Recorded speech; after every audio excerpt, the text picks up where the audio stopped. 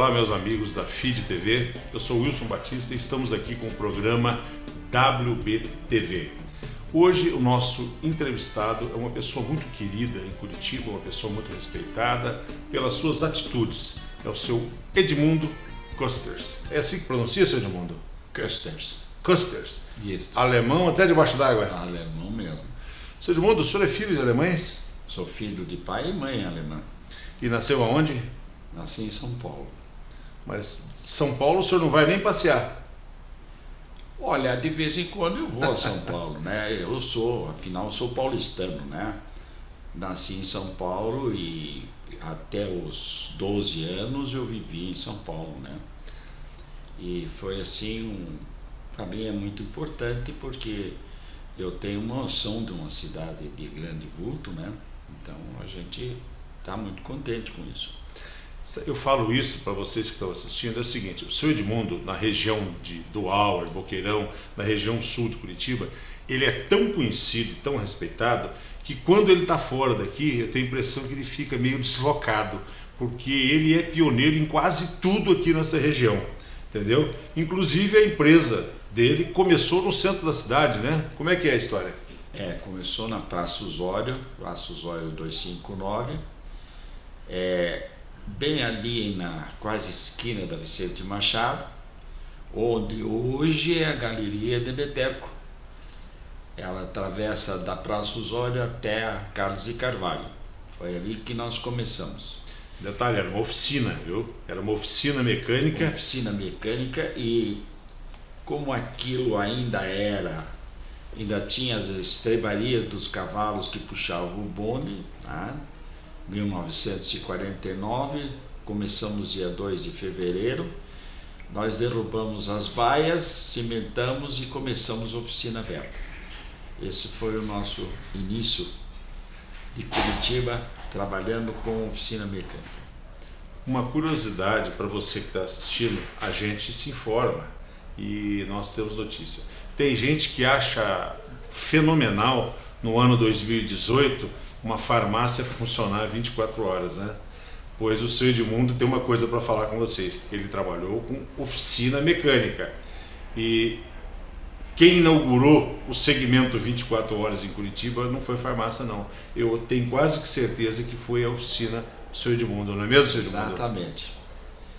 Naquela época a oficina mecânica era realmente um grande problema, e aí nós decidimos fazer 24 horas. Nós ficamos trabalhando durante 6 anos, 24 horas. Inclusive, quando nós abrimos a empresa, até a chave do dia que for para entregar, nós tivemos dificuldade para achar. 6 anos trabalhando com 24 horas. Foi o nosso começo de Auto Oficina Berco em Curitiba. Agora imagine vocês, final da década de 40, Curitiba ainda era uma cidade relativamente provinciana, uma oficina mecânica que abria 24 horas por dia, 7 dias por semana, 365 dias por ano, consertando o carro, principalmente de viajantes, não era isso, Edmundo? Vinha todo o pessoal do interior, e conforme vinha, nós servíamos daí vários hotéis, que até hoje alguns deles ainda existem. Nós atendíamos os clientes do hotel, e aí nós consertávamos os carros, lavávamos os carros de madrugada, era todo o serviço completo. De manhã cedo o freguês recebia o carro pronto para voltar a andar. Ou seja, vinham do interior, vinham de outros estados para fazer seus negócios, suas compras. Exatamente. Em Curitiba, o carro estragava no caminho, que era muito comum, né? Estradas não existiam na época, aí o seu Edmundo, o pai dele, seu pai era vivo ainda, não? Não, é falecido. Já era falecido? Não, na época. Na época era vivo, sim. Sim. Na época... Família Kösters abraçava as ferramentas, virava à noite, consertava o carro, de manhã o indivíduo pegava o carro limpo, lavado, consertado e voltava para a sua cidade. Exatamente. Essa foi a nossa função. Para quem acha que está na modernidade, o seu Edmundo entrou nessa muito tempo antes. Os seus filhos nasceram aqui em Curitiba, seu Edmundo? Sim, todos os dois. E onde nasceram? Curiosidade. Que maternidade? Foi maternidade? O Evaldo nasceu, puxa, na maternidade, não. Isso foi no hospital, certo? E a Karen, que era a menina, nasceu na maternidade. Exatamente. Mas curitibanos legítimos. Curitibanos legítimos. Ok. Me diz uma coisa, Sergimondo, como é que foi a mudança da sua empresa do centro nervoso de Curitiba para o bairro do Auer na década de 50 ou 60, foi isso? Isso foi na época de 60.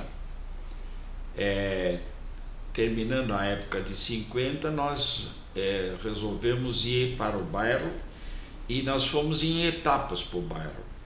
Porque primeiro nós alugamos um barracão no Parolim, onde hoje tem um supermercado grande. Ali tinha a serraria que era do Parolim, e eles desativaram e nós alugamos o barracão para podermos iniciar o concerto lá. Quer dizer, que era perto do asilo, um pouco para lá, indo da cidade para o bairro. Ele era assim uns 2 quilômetros para frente do asilo. Era próximo da BR. Subida do Parolim. Ali na subida do Parolim, onde hoje tem o supermercado. Ali nós começamos e pusemos um carro de pé em cima de umas colunas, numa altura de 5 metros, para dizer aonde era a oficina Berco. Porque era difícil para nós, de um centro da cidade, mudar para um bairro, né? Então já começaram com um diferencial. A mesma coisa eu digo para vocês, que acha que está fazendo coisa muito atual, que é novidade, pegar um carro e colocar ele a 5, 6 metros de altura. O seu Edmundo fazia isso há mais ou menos uns 50 anos atrás. Exatamente. Então vê como é que ele já pensava à frente do seu tempo. E a instalação aqui no Auer, como é que foi? A instalação no Auer veio muito devagar, porque o Auer era bastante ainda, vamos dizer, pouco, tinha poucas residências, tinha pouco comércio, né? Então nós fomos comprando devagarzinho, compramos um terreno, depois compramos mais um, né? Para poder começar a pensar em fazer alguma coisa, porque precisaria espaço, né? E com o decorrer dos anos, daí a gente foi cada vez aumentando mais. E interessante foi que naquela época que nós construímos aqui a primeira parte da oficina Berco, iniciou-se a Telepar. E Alarico Vieira de Alencar era o presidente da Telepar, e ele era muito nosso amigo. E daí eu então pedi para ele que instalasse um telefone. Daí ele brincava comigo e disse: que tipo de sapo que você vai criar lá no Auer? Se é cor-de-rosa, se é amarelinho. Aí então, resultado. Daí nós então conseguimos com que, por cima dos cabos do telégrafo, nós conseguimos que a Telepar puxasse desde o asilo até onde ainda hoje é a Berco, né? Puxasse os fios por cima dos postes de telégrafo para nós termos telefone.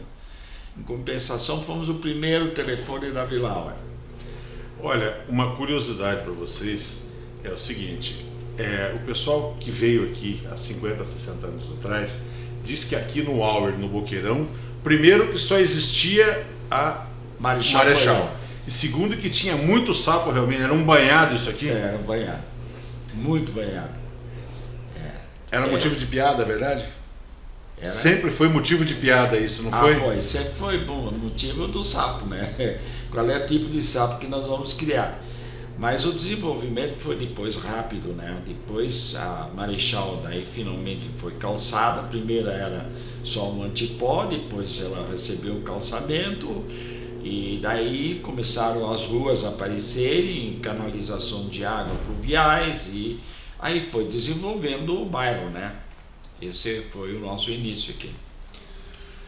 Senhor Edmundo, é o seguinte, O senhor começou com oficina mecânica, Berco, aí se tornou Berco Auto Center e também Berco distribuidor de peças e autopeças. Sim. Então o senhor diversificou dentro do mesmo segmento. Sim. É isso? Agora me diz uma coisa, o senhor já chegou a ser, se não a maior, uma das maiores oficinas mecânicas de Curitiba.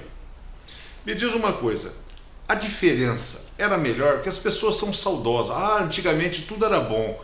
Mas é verdade isso? Ou hoje está mais fácil administrar? Hoje está mais fácil tocar o pessoal? Como é que o senhor vê como era antigamente administrar uma oficina mecânica grande como era de vocês e como é hoje administrar um auto center e uma distribuidora de peças? O que acontece, a realidade, a nossa geração sofreu bastante porque a evolução foi muito grande.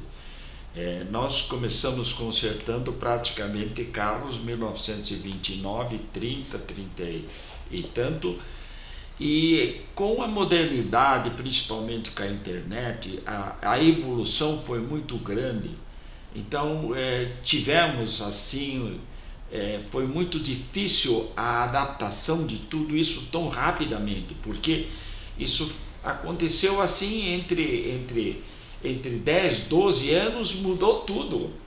E a evolução do automóvel foi junto. Então, a adaptação e a modificação, ferramentas, aparelhos, tudo, foi uma evolução muito grande.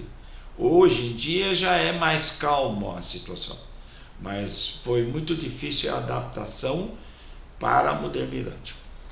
Seu Edmundo, o senhor sempre foi muito respeitado como um líder de classe. O senhor entrou para o Sindirepa, né? Sim, Sindirepa, sim. Que é o Sindicato das Empresas de Reparação de Veículos, há muitos anos, inclusive incluiu o seu filho, o Evaldo. O Evaldo junto. E hoje, nesse período, o senhor passou o bastão da liderança para ele. Sim. Como é que foi isso? Olha, foi uma evolução muito grande. E interessante que as coisas vão acontecendo gradativamente, né?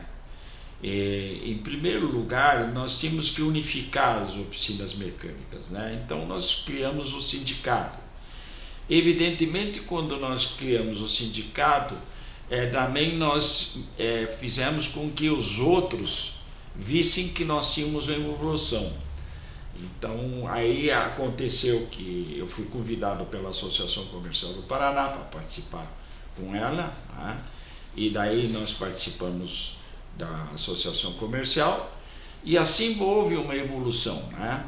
Eu também sempre me dediquei muito ao próximo, porque eu acho que nós temos que ter por natureza aquele instinto de ajudar aquele que necessita, que é o próximo. Daí também, devagarzinho, dentro da evolução do bairro, eu assumi também Lar dos Meninos do Xaxim, eu tive a presidência durante 17 anos, eu cuidei de 125 moleques. Gradativamente, era para ser um orfanato, mas na verdade não era um orfanato. Eram aquelas crianças que o Estado não sustentava, não conseguia sustentar, mas que teria que ter aonde se criar. Então, isto nós fomos fazendo dentro do Lar dos Meninos. Então, é uma evolução que vem vindo devagarzinho, né? Então, daí já participei na associação comercial, já tinha Lar dos Meninos do Xaxim, daí veio a evolução do Rotary, daí eu tornei-me rotariano. Aliás, eu criei o primeiro Rotary Clube de Curitiba, aqui no Sul, Curitiba Sul, Rotary Curitiba Sul, e a evolução foi indo gradativamente, né? Então, esse é o trabalho. Para quem não conhece, o seu Edmundo, ele é conhecido e respeitado pelo voluntariado que pratica. E o seu Edmundo tem uma característica muito interessante. Desde o tempo do Lar dos Meninos do Xaxim, ele é um fazedor e organizador de coisas. O seu Edmundo tem um trabalho maravilhoso no Lar dos Meninos. Ele foi vice-presidente da Associação Comercial do Paraná, da ACP. Ele é um rotariano e foi diretor da Engrabe, Associação dos Empresários do Grande Boqueirão. E ele dedica-se ainda como conselheiro, ele faz parte do conselho de administração do Hospital Erasto Gettner há muitos anos. Mas o seu Edmundo tem uma característica. Primeiro, que ele fala pouco o que ele faz. Segundo, que nessa característica ele é um fazedor de coisas, ele é um organizador de entidades do terceiro setor. Ele é aquele camarada que bota a papelada em dia, que bota os alvarás em dia, aquele camarada que acerta a contabilidade, que dá uma transparência, o que é muito difícil de se conseguir gente com esse perfil. Então eu gostaria que ele falasse um pouco disso, desde o Lar dos Meninos até o Erasto Gettner. É interessante, né? Porque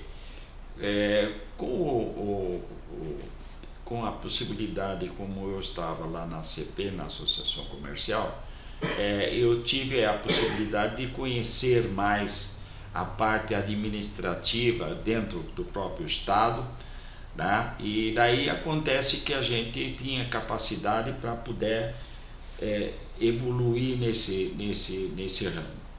E foi daí, no tempo em que Marcos Domakoski era presidente da ACP e eu era vice, ele me designou para o Hospital Erasto Gettner, e ali eu estou agora há 14 anos. E aí, dentro do hospital, com a experiência que eu já tinha, começamos a organizar o Hospital Erasto Gettner. Por quê? Porque o Hospital Erasto Gettner foi criado pelo próprio prefeito, porque ele era prefeito de Curitiba quando ele criou o Hospital Erasto Gettner, que é uma instituição que só trabalha com o câncer, especificamente. E dentro dessa evolução eu tive capacidade e tive também oportunidade de fazer com uma grande evolução, e que felizmente está indo muito bem. O Erasto Gettner hoje é um hospital de referência. Já temos a primeira filial em Irati, estamos preparando a segunda filial em Paranaguá, e também nós vamos ter a terceira filial logo no norte do Paraná. Ainda não foi designado pelo Estado onde vai ser, qual vai ser a cidade, mas provavelmente vai ser do norte do Paraná. Então eu acho que essa evolução é muito importante. O que nós vimos nisso tudo, antigamente, para uma pessoa lá do interior, a 200, 250 quilômetros, tratar um câncer em Curitiba era assim o maior problema. Transporte de ambulância, transporte de ônibus, chega aqui, não sabe onde vai ficar, como vai ser. Então o que acontecia? Ficava se protelando as doenças, certo? Agora, no momento que começou a desenvolver nesse sentido, hoje, certo? Por exemplo, se tem perto dos 9 municípios de Irati, tiver uma pessoa que tem um problema, ele vai para Irati, ele já está sendo atendido, não precisa vir a Curitiba. Então isso é uma evolução automática que está se criando maravilhosamente bem. Aliás, eu quero dizer que o secretário de saúde, o Caputo, foi um dos grandes líderes nessa situação, que foi o secretário de saúde do antigo governo anterior.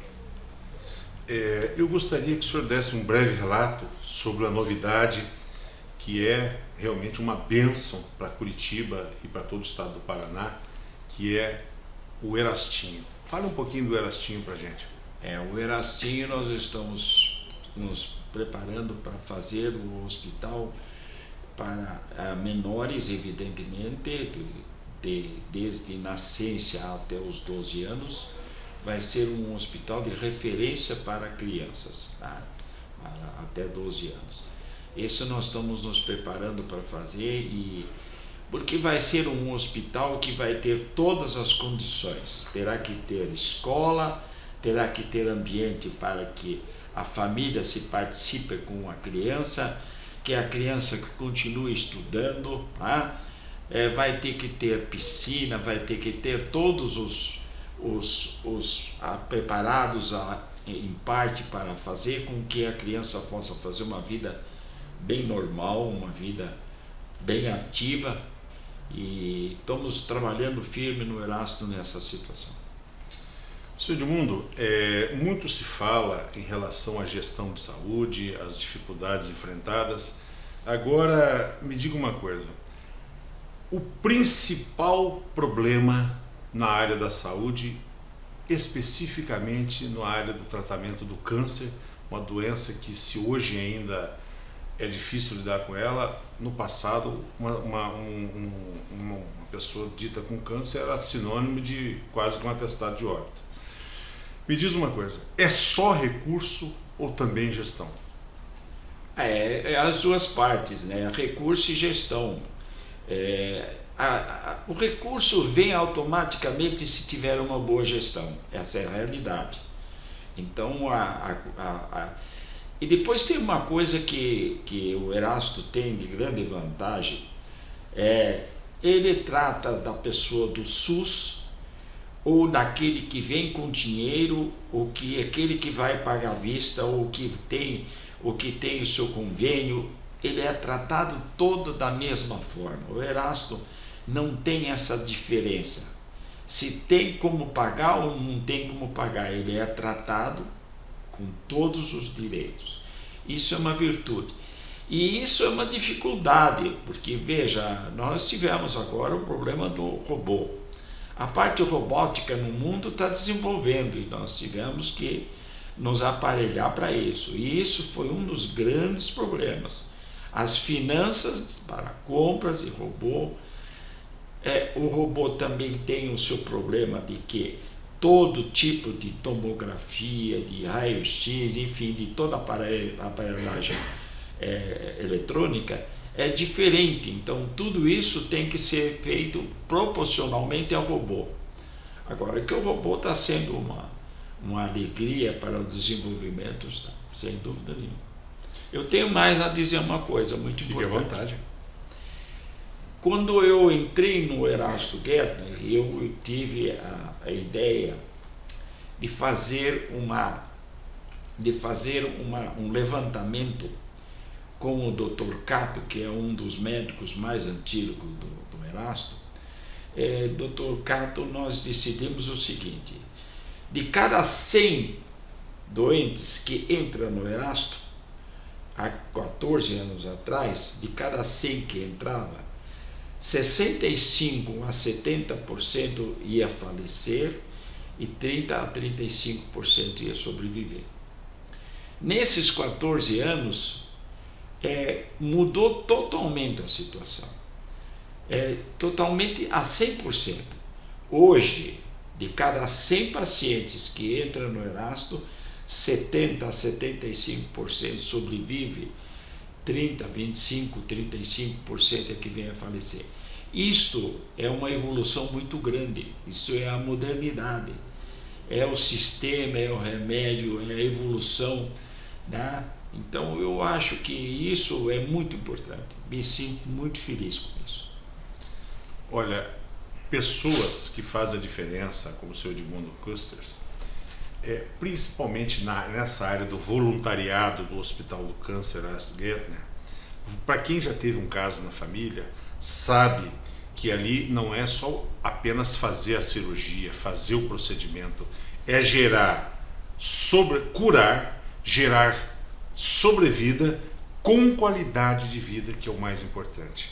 Então ele apresentou essa inversão de números positiva, mas o mais importante é o seguinte: é a dignidade do tratamento e principalmente a qualidade de vida do doente de câncer. E a gente tem que tirar o chapéu para pessoas que se dedicam. O senhor Edmundo tem as empresas para cuidar, embora a associação esteja encaminhada, né, senhor Edmundo? Sim. Seus filhos sempre caminham. Fale um pouco dos seus filhos. O Evaldo hoje ele está administrando uma cooperativa que é 5 peças, certo? Já temos 2 agências da Sicredi funcionando. Essa é administrada pelo Evaldo, né? E nós estamos procurando de fazer com que a parte de cooperativa hoje está evoluindo muito, mas muito mesmo. Eu acho que a gente vê na Europa, por exemplo, a gente vê que a maior parte dos bancos hoje já são cooperativas. A cooperativa vai evoluir cada vez mais, e eu acho que é muito importante. Então o Evaldo está nisso, a Karen está nisso, porque nós temos a loja Modas Karen também aqui na Marechal, certo? Então nós temos assim uma evolução muito boa nesse sistema. Eu queria falar com o senhor agora sobre a Modas Karen, a loja Karen, que leva o nome da sua filha, Sim. que foi uma loja pioneira aqui na região, inclusive, né? Por gentileza, conte pra gente como é que foi a diversificação, né? A diversificação acontece que a minha esposa precisava ativamente também, ela queria fazer alguma coisa e era o gosto dela, e daí nós resolvemos a fazer a Modas Karen. A Modas Karen aqui também nós estamos aqui como pioneiros, né? Fomos uma das primeiras lojas de volume, certo? Que começamos a trabalhar aqui no Auer. É uma evolução boa, certo?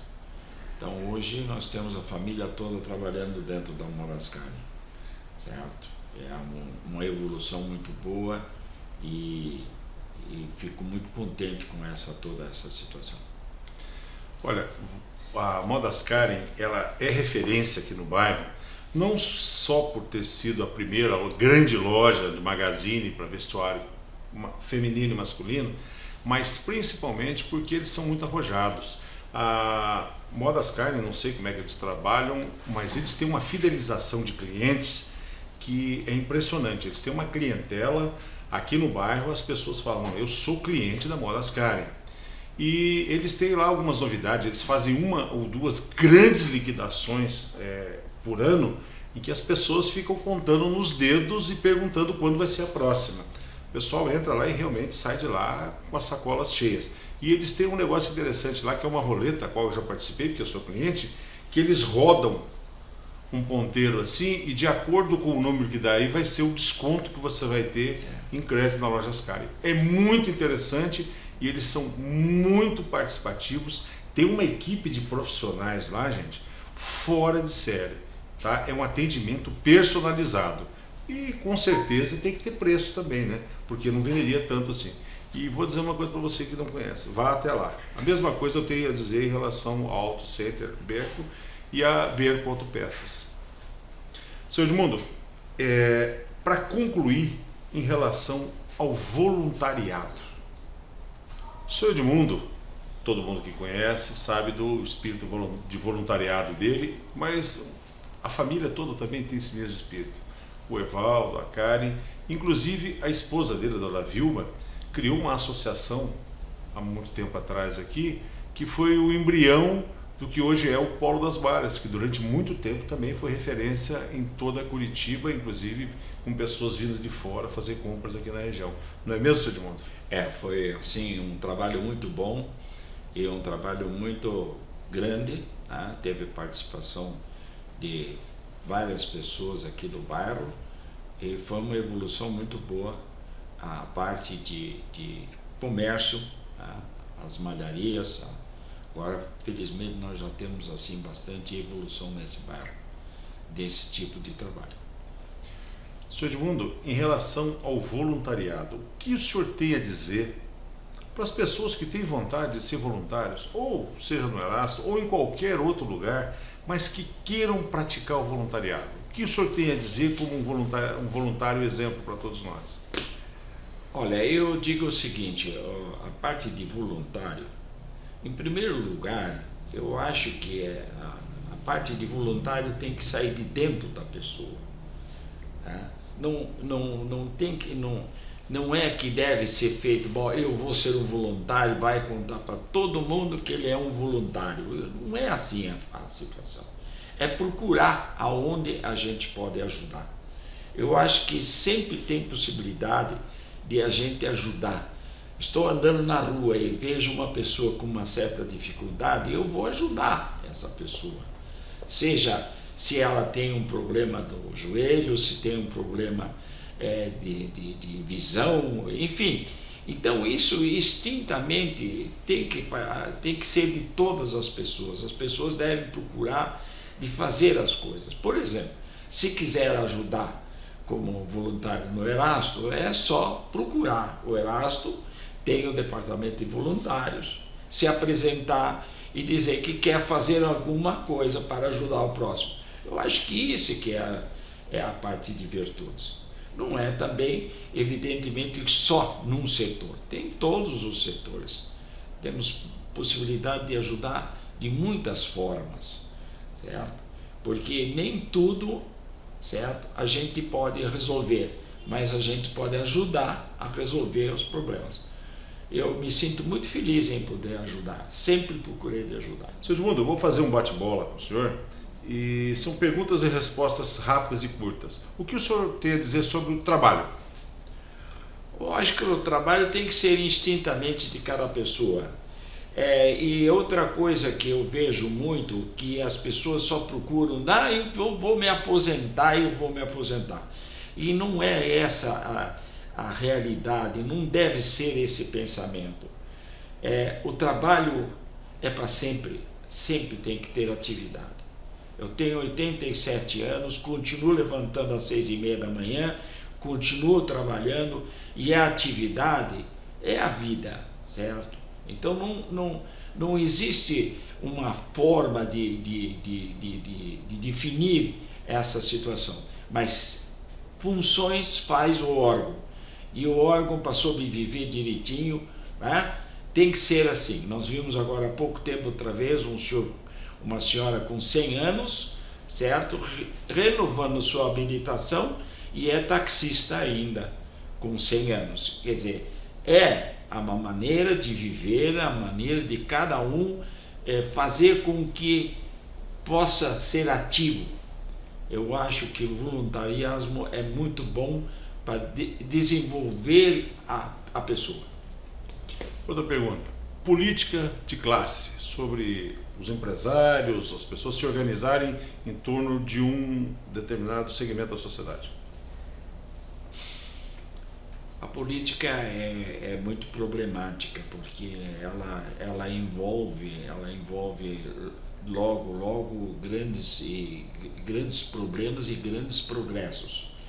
Eu acho que a política hoje, ao meu ver, a política tem que ser uma política sincera. Todos nós trabalhamos para ganhar a nossa vida, certo? E o político também tem que ganhar a vida com política, mas não distorcer essa situação. Então, esse é um dos grandes problemas que nós estamos tendo no nosso Brasil. É o meu pensamento. Sobre dinheiro. O dinheiro traz felicidade? O dinheiro é tão importante assim? Não. O dinheiro ele é necessário para uma sobrevivência e uma vivência, mas não deve se estagnar em cima do dinheiro. O dinheiro não resolve todos os problemas, certo? Eu acho que o que mais resolve é essa parte justamente da você se dedicar ao próximo e você desenvolver. E o dinheiro é necessário, mas não é tudo, ele não representa a vida. A vida é diferente, não é dependendo do dinheiro.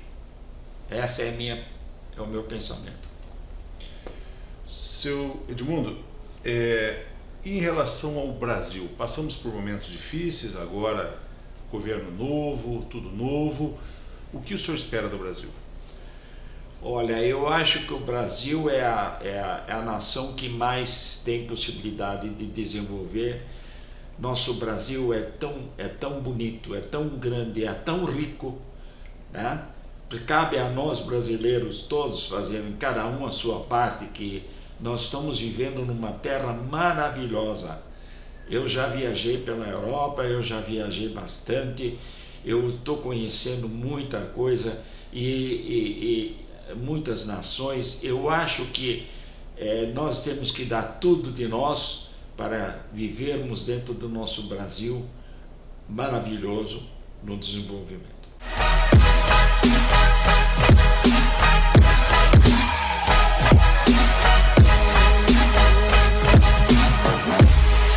Ricardinho, por favor, gostaria que você fechasse em mim aqui agora, que agora tem um momento do nosso programa que ele é um pouquinho diferente de tudo que você está acostumado.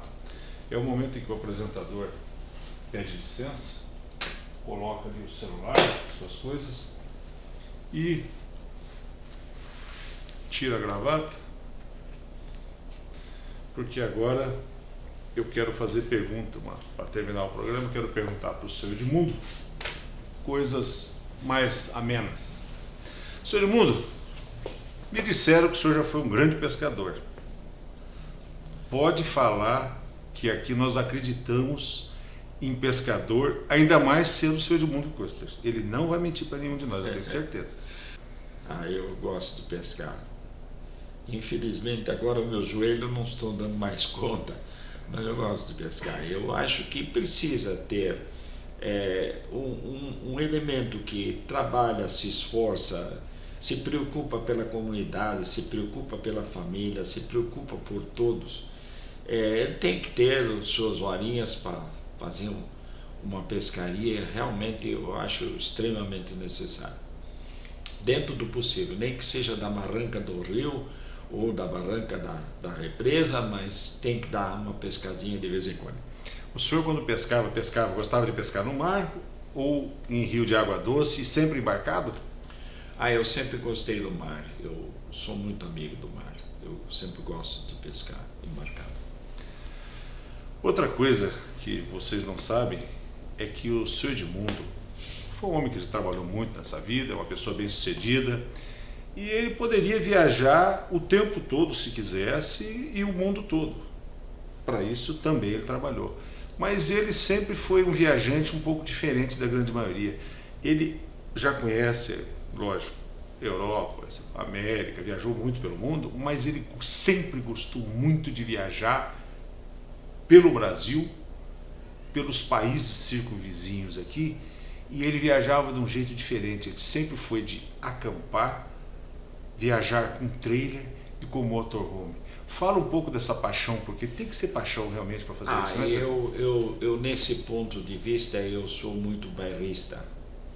Eu vejo sempre as pessoas, não, porque eu vou para os Estados Unidos, eu vou para onde, eu vou para lá, eu vou para cá, e eu penso diferente, eu penso no nosso Brasil. Se perguntarmos de todas essas pessoas que estão viajando, se eles conhecem alguma coisa do Brasil, muito pouco vão conhecer, certo? Eu não, eu fui e sou sempre aquela pessoa que gosta da nossa terra. Primeiro eu tive minha barraquinha, depois eu comprei um trailer, depois eu comprei um motorhome.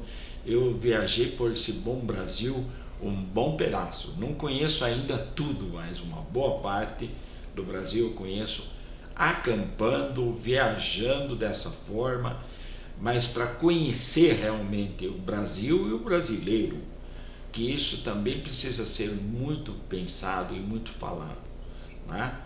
Veja, nós temos as distâncias grandes, né? O nosso continente tem mais de 8.000 quilômetros de comprimento, então é chão para conhecer, e desde o do nortista até o gaúcho, nós sempre temos que procurar de ser um pouco mais brasileiro.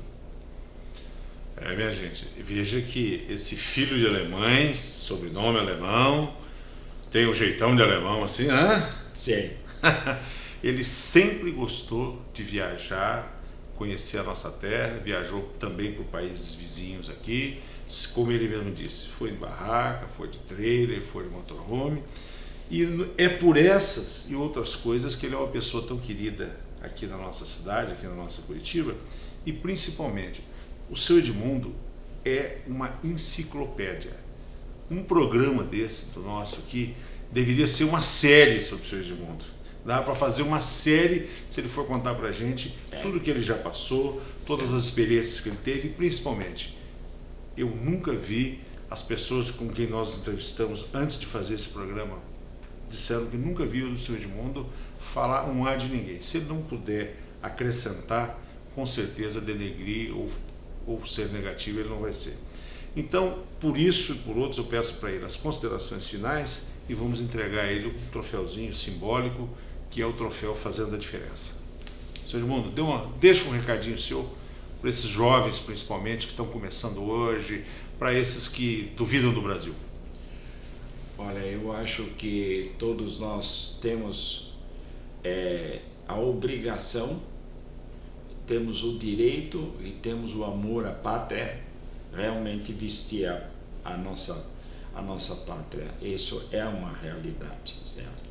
Nós devemos dar muito mais valor do que nós temos, do que sempre procurar na casa dos outros. Nós devemos ficar dentro do nosso Brasil. Eu acho que é uma grande evolução, nós temos todas as possibilidades, nós temos que ter mais fé naquilo tudo que nós fazemos dentro do nosso ambiente. Não pode se acomodar, não existe aposentadoria, porque a aposentadoria é o fim de um ser. Então, o negócio é ter atividade. Eu, com a minha idade, continuo fazendo tudo como eu sempre fiz. Levantar cedo, ir ao teu trabalho, tratar de colaborar com os outros, ser voluntário, sempre ter atividade. Isso é extremamente importante, extremamente. Porque no momento que a pessoa se acomoda, é que começam a aparecer os grandes problemas da saúde. Então, a saúde, para ser boa, tem que ter atividade. Seu Edmundo, para finalizar, nós vamos entregar um pequeno troféu simbólico para o senhor. Esse troféu não é do WBTV, não é da FID TV, TV Barigüi. É um troféu em nome de toda a comunidade da região sul de Curitiba e de toda Curitiba, para o senhor que realmente fez a diferença. Eu sei que o senhor tem muitos troféus, tem muitos certificados, o senhor já foi homenageado muitas vezes, mas essa é uma pequena homenagem que a gente faz para o senhor em nome da nossa comunidade. Então está aqui. Estou agradecido. Meus parabéns, senhor. Vou guardar com muito orgulho. Fazendo a diferença. Programa WBTV entrevistando o seu Edmundo Costers. Um abraço. Muito obrigado. Até semana que vem.